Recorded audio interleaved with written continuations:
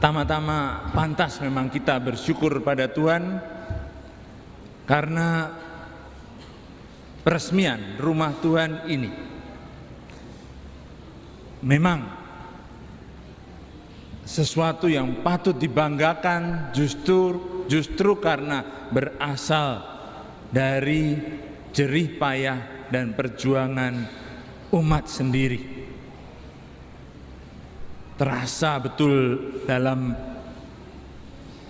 kata sambutan dan pengantar dari Bapak tadi di awal, bagaimana kalian berjuang untuk mendapatkan dan akhirnya bisa menikmati gereja yang indah ini.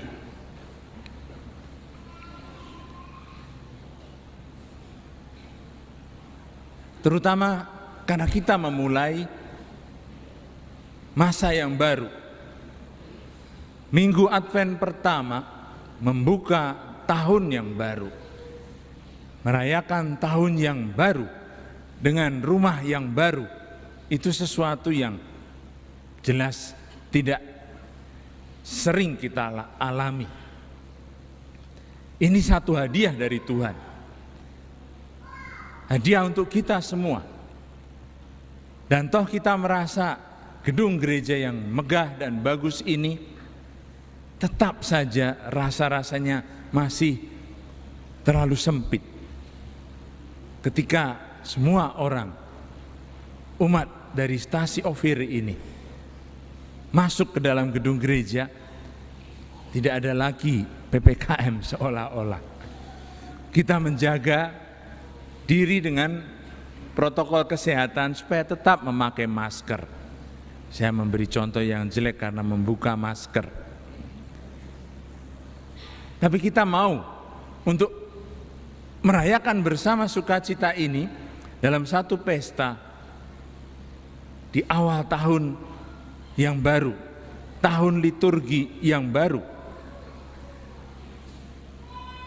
Bukan tahun baru tanggal 1 Januari nanti, benar. Tapi liturgi gereja Katolik memulai tahun baru liturgi di akhir tahun, ketika semua mau tutup buku, ketika sekolah-sekolah hampir selesai karena ada ujian tengah semester.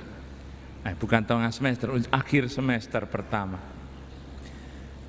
Ketika kita semua berpikir akan libur, dan di situ pemerintah mengundang kita untuk kembali berjaga-jaga juga, supaya jangan sukacita ini menjadi sesuatu yang membuat kita terlena sehingga tidak menjaga protokol kesehatan. Benar Bapak Ibu Saudara-saudari, perayaan liturgi gereja Katolik yang tidak memulai di awal tahun yang umum, tetapi di akhir tahun dengan pembukaan masa Advent yang bukan hanya 1 hari saja, tapi 4 minggu. Pelan-pelan kita akan menyalakan lilin itu, lingkaran masa Advent ini sampai penuh untuk mengantar kita, mempersiapkan hati dan diri kita menyambut kedatangan Sang Juru Selamat. Seperti puncak perayaan kita ini nanti, kita yang boleh memerayakan rumah Tuhan yang baru ini masih tidak selesai di sini. Masih harus membuat PR kita, pekerjaan rumah kita yang tidak pernah selesai. Mempersiapkan hati orang-orang, umat yang mengisi gereja ini untuk berjaga dan berdoa sampai kedatangan Tuhan. Karena kita tahu, percuma kita merayakan Natal setiap tahun, percuma kita merayakan kelahiran Tuhan setiap tahun kalau Yesus tidak lahir di dalam hati kita. Kalau Yesus tidak menemukan palungan di dalam batin saudara-saudari. tidak menemukan tempat di dalam hati Anda sekalian. Oleh karena itu, benar setiap peresmian dan pemberkatan gereja baru, kita diingatkan gereja yang sejati, gereja yang sungguh-sungguh adalah batu-batu yang hidup. Umat Tuhan ini, Anda sekalian, tanpa umat yang dinamis, tanpa kerja keras dan perjuangan dari Bapak Ibu sekalian, tidak mungkin gereja ini berdiri. Tapi kita tahu juga bahwa kekompakan, perjuangan dan keguyuban umat ini tidak otomatis, tidak datang begitu saja, dan harus terus dipupuk. Oleh karena itu, saudara-saudari, kalau Salomo, raja yang penuh hikmat itu, terkenal membangun bait Allah, tapi sebenarnya Raja Daudlah yang membangun umat Allah. Kadang kita tidak perhatikan kebesaran gereja, kebesaran bait Allah, kebesaran rumah Tuhan itu tidak terkait pada satu nama yang membangun saja. Memang kita sadar kalau bukan Tuhan yang membangun rumahnya, sia-sialah para pembangun berjaga, sia-sialah kita bekerja. Raja Daud pada masa kerajaannya sudah mulai membagi tugas kelompok kur, orang-orang yang berlatih untuk liturgi, kaum imam dan Lewi, yang nanti ketika ada rumah Tuhan, mereka siap melaksanakan tugasnya. Daud membangun umat yang hidup. Maka saya kira ini juga yang kita rasakan terjadi di dalam paroki kita, dalam stasi kita. Dinamika yang kita rasakan hidup pertama-tama dalam diri umat yang bekerja dengan swadaya untuk membangun rumah ibadat ini. Dan pantas kita merayakannya pada hari ini. Justru ketika kita membuka tahun liturgi yang baru, kita akan ditemani selama minggu-minggu dalam tahun liturgi C ini dengan Injil Lukas.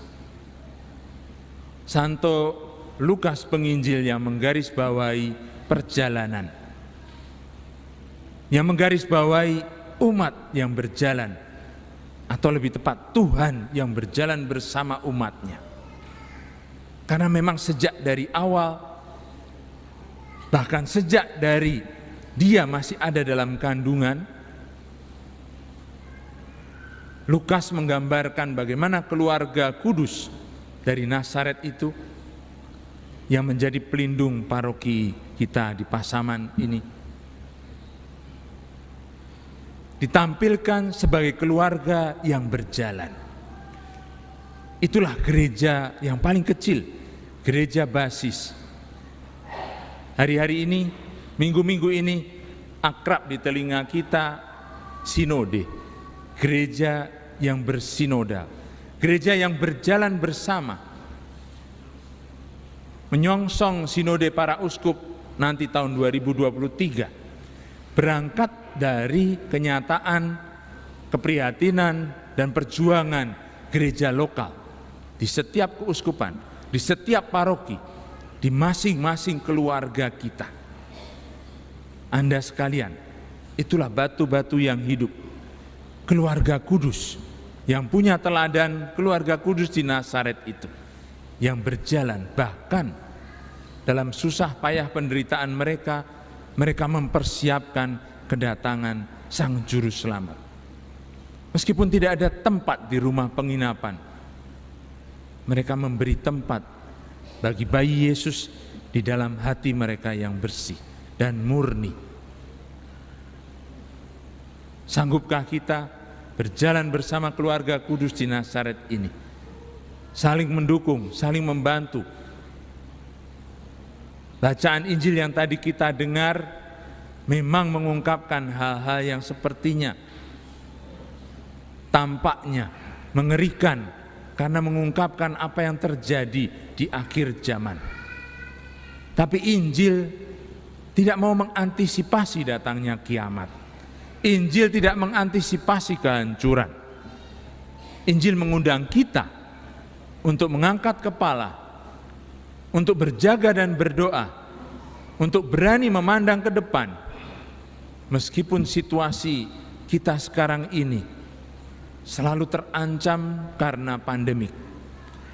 Situasi kita sekarang ini tidak terlalu jelas karena kita ditahan dengan banyak macam aturan. Kita mau merasa bebas. Kita mau kembali normal seperti dulu. Tapi kita tahu bahwa kita harus taat. Saudara-saudari, bacaan Injil mengundang kita dengan berani untuk mengangkat kepala kita. Kita yang cenderung tertutup dalam kenyataan, dalam kesulitan, dalam kecemasan kita. Kita ini seperti orang-orang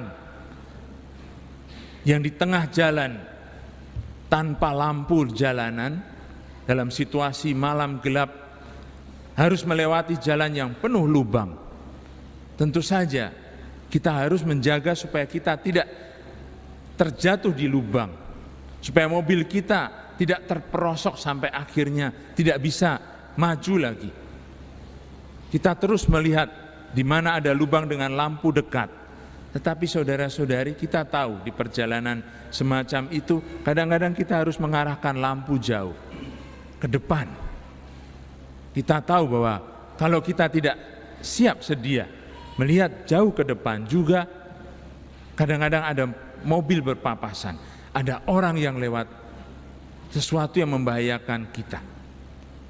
Maka inilah satu kenyataan hidup yang memang terjadi demikian dalam situasi pandemik yang bisa menjadi situasi yang gelap bagi kita.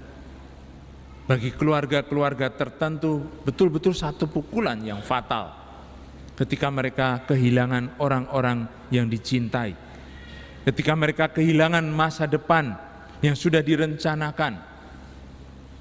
Tapi bagi seorang Katolik, kita tidak mau tertutup dalam kekalutan ini. Kita mau bangkit dan bersama dengan keluarga, tetangga, masyarakat kita dalam stasi ini, kita mau berjalan bersama, memperhatikan mereka terutama yang membutuhkan. Bapak, Ibu, saudara-saudari, adik-adik, juga para suster, masa Advent mengundang kita untuk mempersiapkan diri, melihat apakah hati kita pantas untuk menyambut kedatangan Sang Juru Selamat itu. Yesus yang lahir dalam perjalanan justru menjadi tanda bahwa Allah tidak meninggalkan kita dalam perjalanan kita. Dia masuk dalam sejarah kehidupan kita, ikut berjalan di tengah-tengah kita. Allah sendiri ikut merasakan kegelisahan dan ketakutan kita. Maka marilah saudara-saudari kita isi rumah Tuhan yang indah dan megah ini dengan satu semangat, keberanian, dan komitmen untuk tidak meninggalkan persembahan yang harum mewangi yang dinaikkan di altar ini menjadi doa-doa kita untuk tetap rajin beribadah, menjaga kekompakan di dalam rumah ini dan saling memperhatikan satu sama lain agar umat kita senantiasa diberkati menjadi tempat kelahiran di mana Yesus senantiasa hadir di tengah-tengah kita. Amin. Selamat memulai masa Advent.